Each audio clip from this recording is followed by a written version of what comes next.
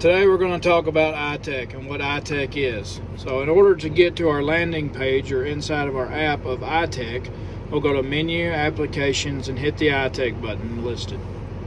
So iTEC is Intelligent Total Equipment Control. It is a system which coordinates machine and implement functions during end rows or end turns. This automation allows the operator to focus on the equipment and task and less on actually operating and pushing the buttons. So what we're looking at is this is inside of our app on iTEC, okay?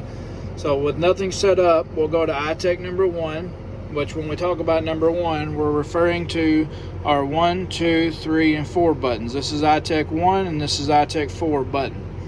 So we get to here and we press iTEC 1 and then we have to add a step to begin. So we would hit add step. And what do we want to do when we hit that number 1 button?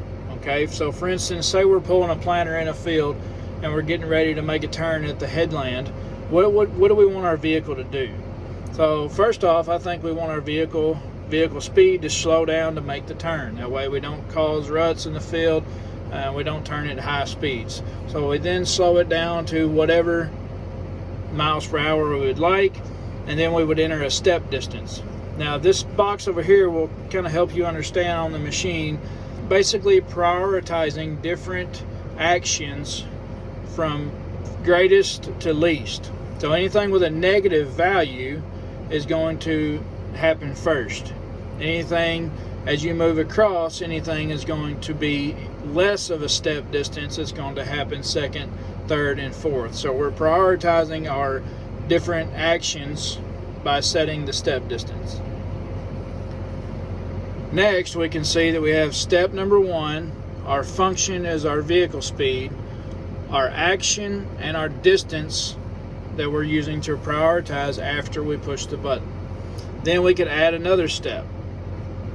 So we're going to add another step and we're going to say that we want to lift our planter on SCV number 1. So we would use SCV number 1, we would use the extend, and then we would use a step distance. So we wouldn't want to raise our planter and slow down all at the same time, but we may want to slow down 10 feet before we raise our planter.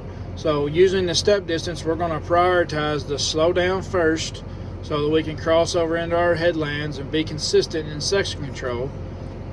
And then so we're going to raise our planter at 0 feet. So it gives us 10 feet to slow down the tractor, and then after that we will pick the machine up.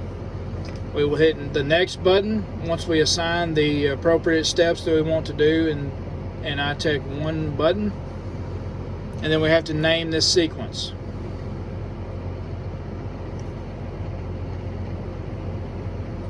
And then you can see we named it turning and we assigned it to iTEC number 1.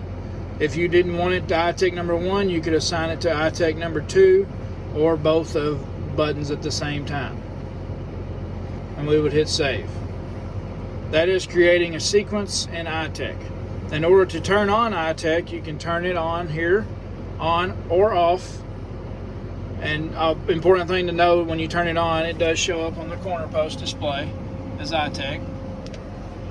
And we can also turn it on and off from our home screen. If we have it set up on our shortcut bar, we can turn it on and we can turn it off that way.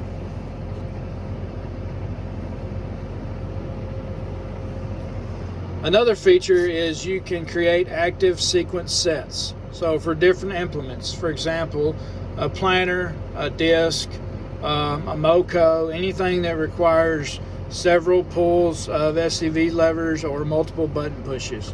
So once we have our active set assigned to our different implements, we can assign the iTEC accordingly. You can also go into Manage Sequences, and here you can see all of our sequences. So that would be all of our sequences for that particular set. And then we can see different sequence sets if we had them programmed for different implements. So we can name that planter, MOCO, disc, drill, whatever the case we wanted to set up. There's also this feature here under recommendations. So when we get into recommendations, we have the auto learn.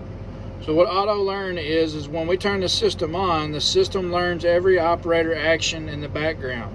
So when the same pattern of actions is found, auto learn creates a new sequence with these actions and recommends that it be assigned to an iTEC button for use. So that's something there that if it sees that we had the same SCV pulls time and time again, it would create that sequence for us, and then it would recommend us to use it for an iTEC feature.